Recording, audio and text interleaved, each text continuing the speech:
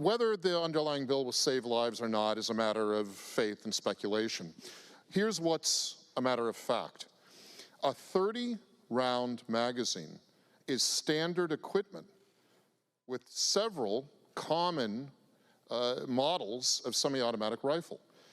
One of the important parts of this amendment is to clarify some of the language that we use when we talk about firearms. Madam Speaker, in most circles of firearms experts, practiced people, a 30-round magazine is not a large capacity magazine. A 30-round magazine is a standard magazine.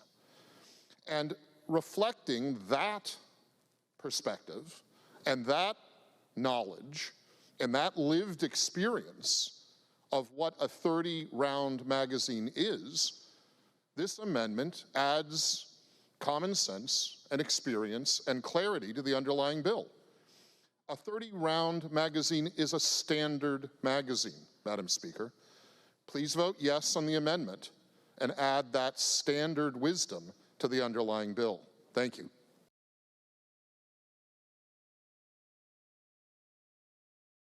I like this amendment, and I respect and appreciate the good woman for having the courage and showing some good knowledge of firearms and how they work in communities. It is a truth that communities of color, traditionally oppressed communities, often value gun ownership more than others. So I think that this amendment not only reflects that truth, but a good knowledge of the specific mechanical nature of different types of firearms. So again, to the good woman, thank you for offering this amendment.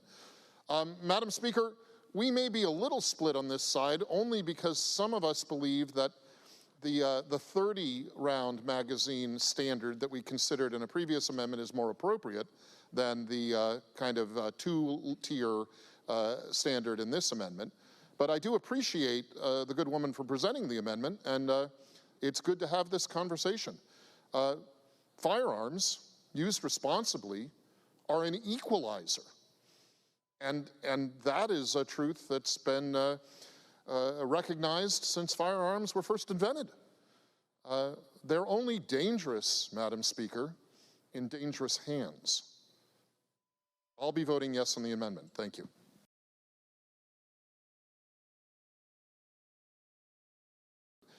We've discussed in other contexts and other bills on this floor, Madam Speaker, the enthusiasts, the hobbyists, the do-it-yourselfers who use gunsmithing, use of firearms, practice of shooting as their hobby, as their avocation, as their relaxation. And this is a vibrant community spread all around our state. People of all hues and backgrounds who enjoy doing this, building their own hardware and maintaining their own hardware.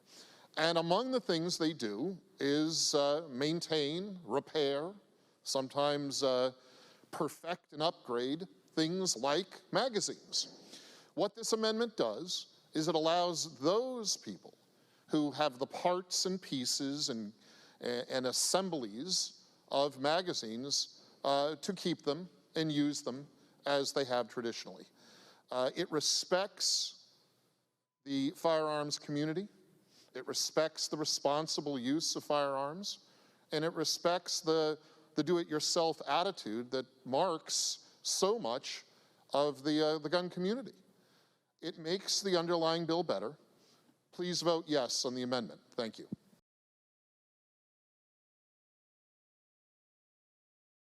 It's a good amendment. Please vote yes. If this amendment opens a loophole in the underlying bill, it will only join the chorus of loopholes that already run through the body of the underlying bill. The important point here, Madam Speaker, is this notion of large or standard. In fact, what this underlying bill would consider a large magazine are literally standard equipment on many firearms, semi-automatic rifles, as well as pistols. And it's going to be difficult for people who are lawfully buying these common, popular firearms models that come with standard magazines that are greater than greater than the number of rounds considered by the underlying bill. So this is not a fanciful amendment. It's a practical, common sense amendment that reflects how firearms are actually made and packaged and sold. It's a common sense amendment, Madam Speaker. Please vote yes.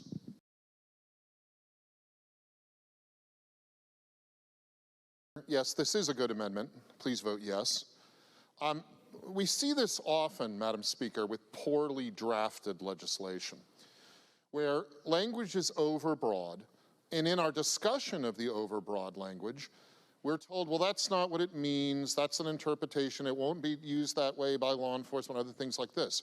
But the truth is, Madam Speaker, that the language in the underlying bill is overbroad, and this amendment necessarily clarifies the overbroad language. So an assurance that that's not what the bill's intended to do doesn't carry a lot of weight, Madam Speaker, when we know that the plain language of the bill could be interpreted in ways that would later be called unintended consequences. Let's avoid that slippery slope now, preemptively, by voting yes on this amendment and making it plain that such a distribution among family members would be allowed. Please vote yes.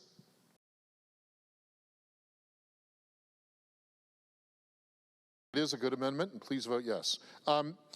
What I want to say in support of this amendment is that it's critical to recognize that the amendment exempts concealed pistol license holders from the restrictions of the underlying policy.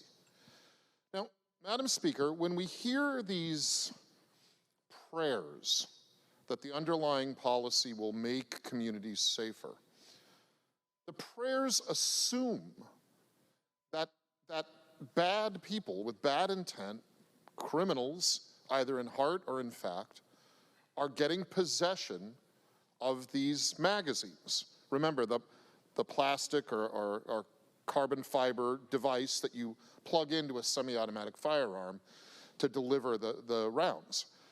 That people who get these things will have evil intent and make communities less safe. Well, if that is the premise, if that is the prayer beneath the underlying policy, then this amendment does that goal no harm, because CPL holders are the least likely people to be criminals. So let's add clarity to this poorly drafted bill. Let's add certainty to it, and let's exempt people who aren't anticipated by the underlying prayer and focus the policy on the bad actors. Please vote yes on the amendment.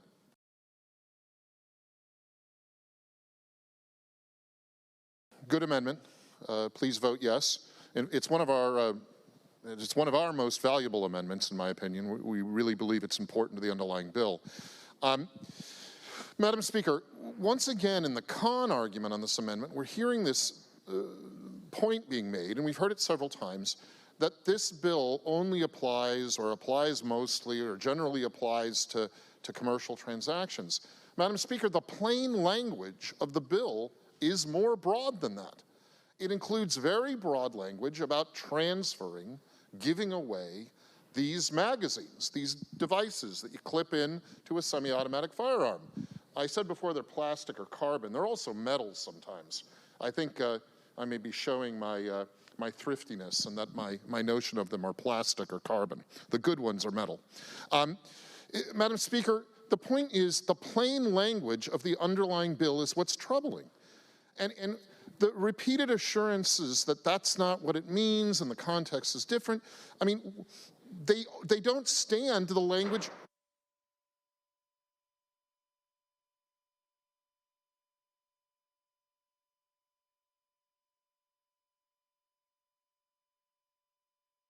Please speak to the underlying policy, not to the assurances made by others. Thank you, Madam Speaker. The underlying policy, the plain language of the bill, does not allow a reasonable inference that it only applies to commercial transactions. The language itself is more broad than that. And so what this good amendment does is it clarifies, and you might even argue strengthens the underlying bill by adding that element that would require that criminal intent in order to prosecute a violation of the overbroad language in the underlying bill. Madam Speaker, I still think the underlying bill is badly drafted and overbroad and contradictory, but this amendment does make it a little clearer and a little better. And that criminal intent language that we have dealt with in Blake and other contexts, we do believe is important and adds value to the policy in the underlying bill. So this is not a small matter for us, Madam Speaker. Please vote yes on this important amendment.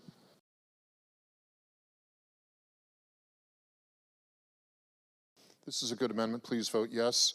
The good gentleman from the 23rd may very well be right. The underlying bill is so poorly drafted, it's hard to know. Please vote yes for this and clear up the mess a little bit.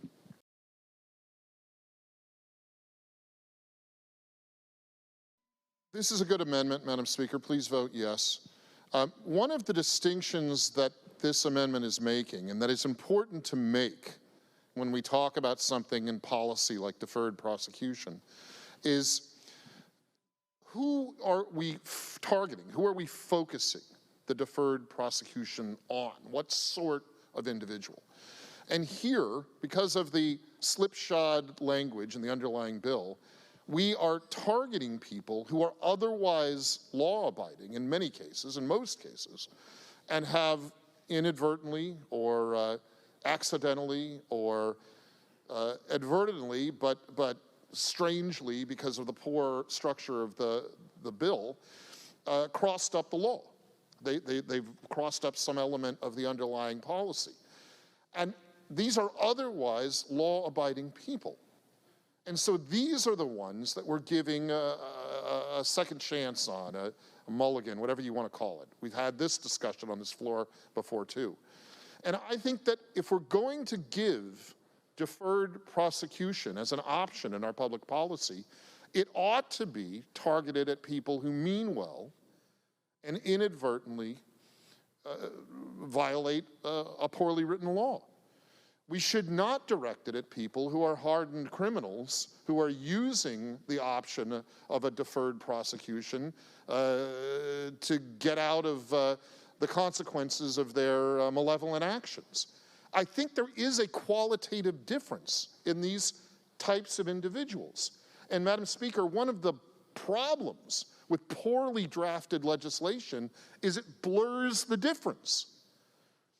I think that this amendment helps by unblurring that difference and directing the deferred prosecution option to someone who is truly well-meaning but has inadvertently crossed the law. This underlying bill is a mess, Madam Speaker, but this amendment does help make it a little better. Please vote yes.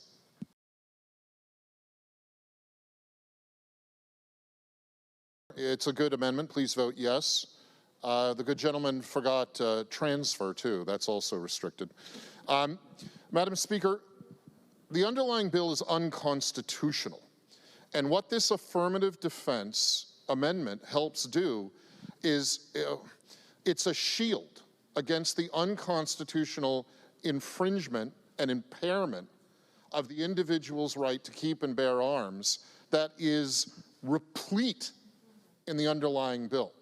So when you face a risk of such consequence, when you have a bill that creates such a constitutional infringement and impairment, you need strong affirmative language to reassert the constitutional right that's being infringed and impaired by the policy. So yes, it's kind of a sad thing that this amendment is necessary, but this amendment is necessary because the underlying bill is such an affront to constitutional liberties. Please vote yes, Madam Speaker.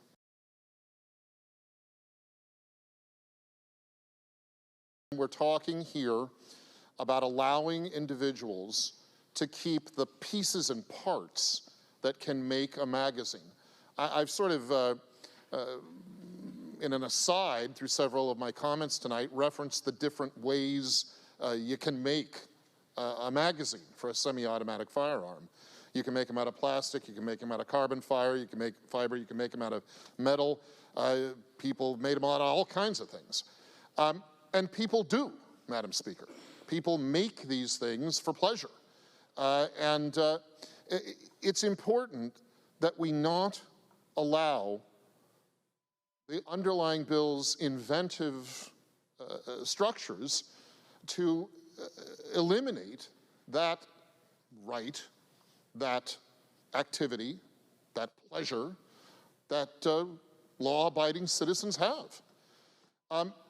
I suppose, Madam Speaker, the language that tries to restrict the ability to have and trade and swap these pieces and parts is meant to prevent some crafty loophole around the restrictions of the bill.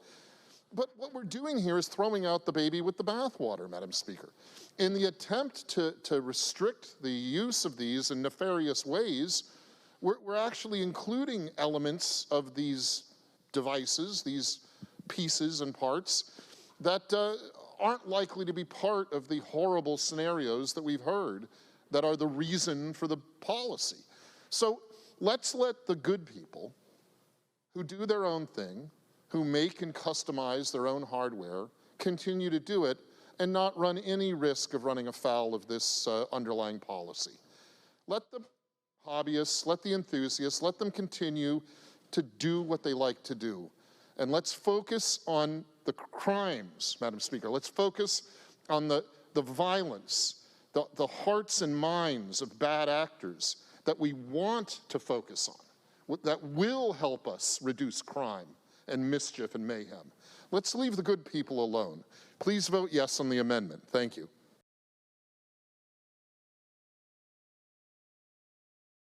Madam Speaker, can I read the first two sentences of the intent section of the underlying bill? Please proceed. The legislature finds and declares that gun violence is a threat to the public health and safety of Washingtonians. Firearms equipped with large capacity magazines increase casualties by allowing a shooter to keep firing for longer periods of time without reloading. It goes on and on, of course. Those are the first two sentences of the intent section of the underlying bill. Madam Speaker, the underlying bill begins with an intent section that is, well, it's, I guess courts call it dicta. It's a bunch of opinions that may be true, may not be true, may have felt good to write, but are not relevant to any point in public policy. They're disputable on the facts and not really relevant to anything that's going to do any good for the public. Not going to make anybody safer, not going to keep firearms out of criminals' hands, not going to make anybody safer in their homes. This intent section gets the whole project off on a bad footing, Madam Speaker, and it's not because it's poorly drafted, it's just because it's poorly conceived. Please vote yes on the amendment to strike the intent section entirely. Striking the intent section, by the way, doesn't hurt the effects of the bill at all. It can continue to do what it's trying to do as poorly as it tries to do it. But please vote yes to strike the intent section of the underlying bill. Thank you.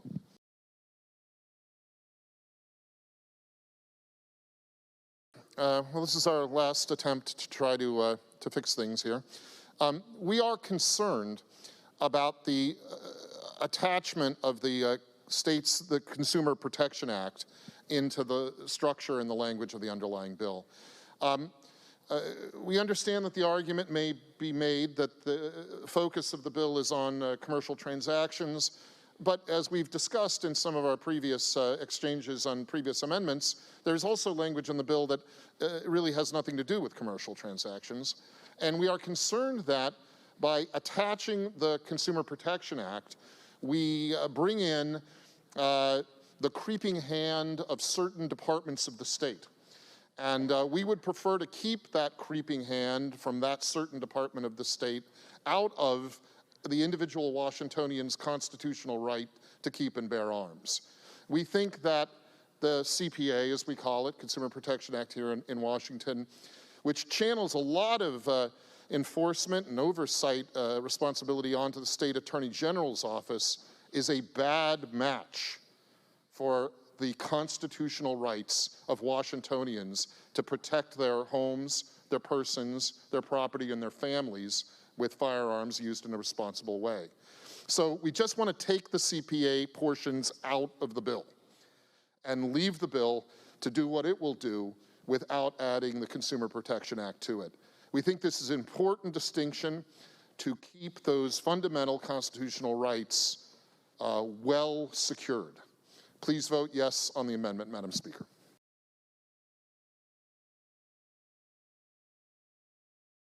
This is a terrible bill. Please vote no.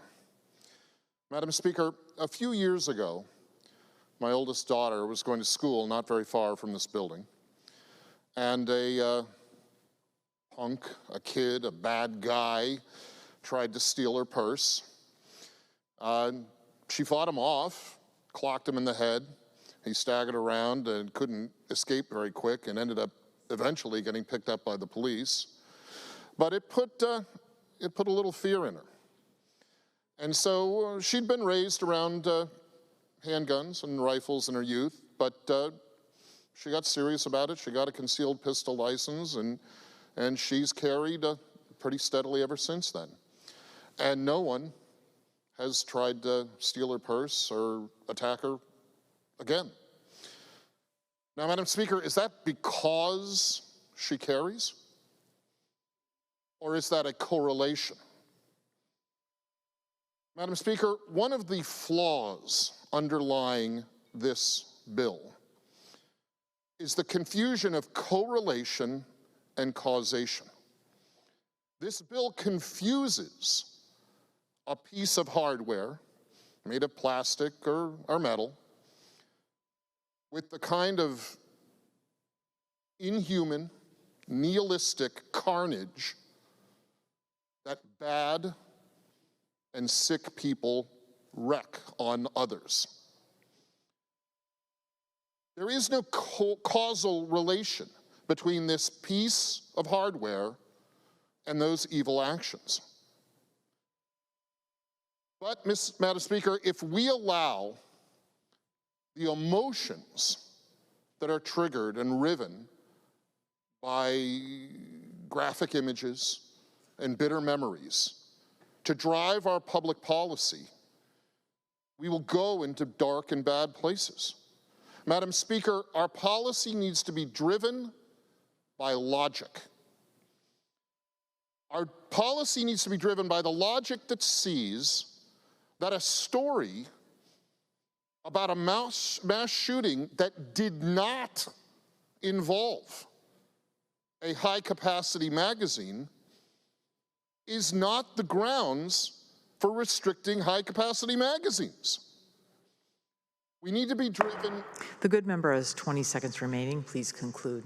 Policy needs to be driven by reason and logic, Madam Speaker, because our duty is to make people's lives safer, to make a single mom of young kids more confident she can go to the store and go to work and go to school and come home and not be assaulted or have her property.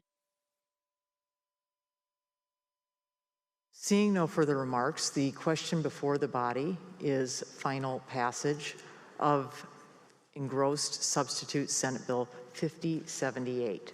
The Speaker has locked the roll call machine. Will the clerk please take the record? Madam Speaker, there are 55 yeas, 42 nays, 0 excused, 1 not voting. Having received a constitutional majority, engrossed substitute Senate Bill 5078 is declared passed.